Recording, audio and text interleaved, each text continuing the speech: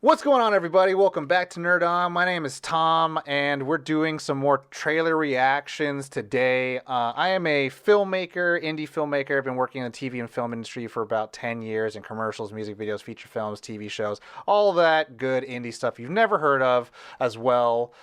Some award-winning film, blah, blah, blah. Who cares? Anyways, the reason why we're here is because I'm going to be watching this Dear Santa trailer that just came out weeks ago. And I'm going to give you guys my reactions. I'm going to talk about the film afterwards based off this trailer. You can't really know everything about it, but I am going to give you my thoughts and ideas, not just like good, bad, but just more like, okay, what is this about? What are we doing here? Like, what's the intentionality? And do I feel like this is worth my time to go watch it? I always recommend everyone to go watch movies anyways, because you need to form your own opinions and you need to have your own palette of movies. Watch good, watch bad, watch the schlock, watch the award-winning ones, and then come back and then see how you feel about your favorite movies. So without further ado, I'm going to get started on this trailer. Dear Santa. Christmas, something magical happens Dear Santa. when a kid sends a letter to Santa. But Liam To Santa. is a crappy speller. That's pretty funny. This looks like fun.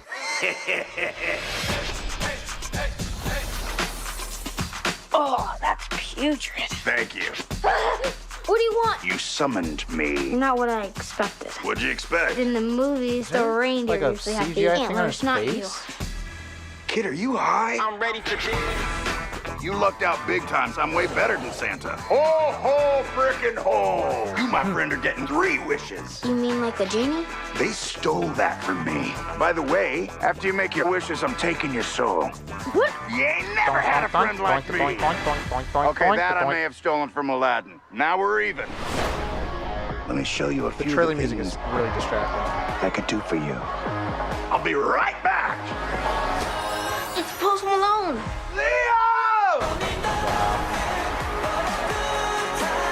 Look, I'm worried Santa's going to trick me into getting my soul. I think he's just confused. We believe you.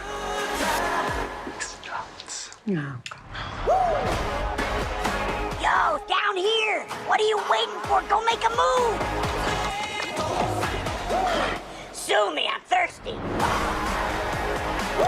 It's very Rick and Morty. Kid's incorruptible. What about doing something out of kindness? I don't even know what you just said. I mean, I know all the words, but I just never heard them in that order.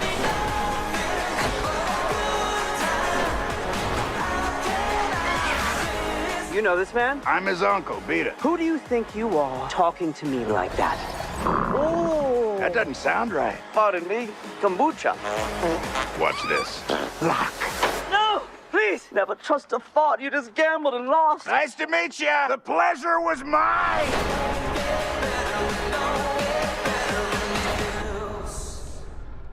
Okay. All right. Paramount Plus, which it feels unfortunate, not trying to downplay streamers too much, but like if you don't feel like your movie's good enough to have a theatrical release, I don't know. Like it just tells the audiences that like it's not good enough to go to theaters. Don't even bother. Put it on in the background while you're cooking some food or you're trying to not parent your kids. I like Jack Black theoretically, in the sense like I think he's really entertaining. Do I feel like there's a lot of saturation in him? I think there's a cool sense that like yes, he's getting jobs and like, you know, for all I know he could be like a good dude, but like sometimes I feel like it's like the Nicolas Cage effect a while ago where people were like putting Nick Cage in everything to the point where it's like, is this guy in trouble? Does he owe money to the mob and like we just have to he's just taking every single job that's given to him? I mean, Jack Black's at this point where like I feel like he's so like well known, but like I can't tell you what was the last Grand Slam movie he was in box office wise, which may not matter to him, of course, but it matters to like studio heads, right? I think probably Super Mario Bros was the biggest one. But like I don't know how well the Jumanji movies are doing. I don't know how well the Minecraft movie is gonna do. But like, you know, again, I'm not saying that it's necessarily weird to see him in all these kind of like children-oriented films. I think he has that branding, and he like is there and is going to give the energy for it. I like the concept of the movie a lot because it is the fun twist of a holiday movie, and I do like the twisting of like very evil characters into like more of like a mischievous prankster on a kid level thing. People should not be afraid of religion and religious figures. They should learn to interact with them in stories and art and movies. I don't know what the movie's about. Like, kid makes a letter to Santa, gets Satan instead. Hijinks ensues, yada, yada, yada. But it's like, if you don't get rid of him in 7 days, then you'll lose your soul. Or he's going to stick around you the entire time trying to take your soul. Like, what is happening South Pole-wise? Like, is he just not there anymore? Like, why is he stuck to this kid? Like, why is he choosing to torment this kid, right? I didn't feel like... maybe I missed it, and that's totally fine. You can let me know in the comments if I missed why he's actually with this kid or sticking with this kid. You know, again, it's a modest mistake, and you're like, oh, this kid can't spell.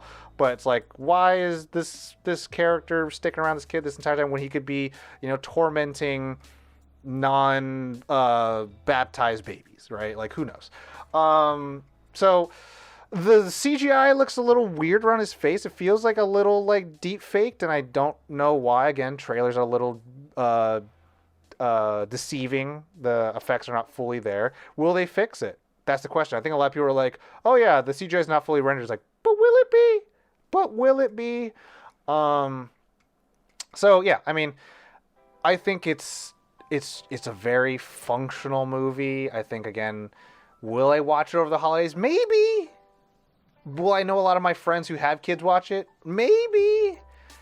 Christmas movies and brand new Santa stories have been like really hit and miss in the last 10 years. So I don't know. But I don't hate it. And I don't think it's the worst kind of movie coming out. But I am curious of like, was this written by one person or a committee of people that were like, let's throw all these genres together, dumb plucky kid with a crazy evil man, let's do it on a holiday Christmas movie and let's put it on a streamer? Or does it sound like, oh, this is a cute movie and you're not a big time writer or director, so we're just going to put it on a streamer? But I'm just going to read a little bit of the chat.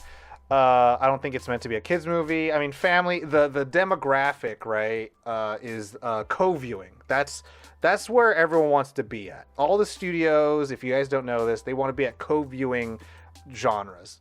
Harry Potter's, the Home Alones, anything Christopher Columbus has done, Jumanji.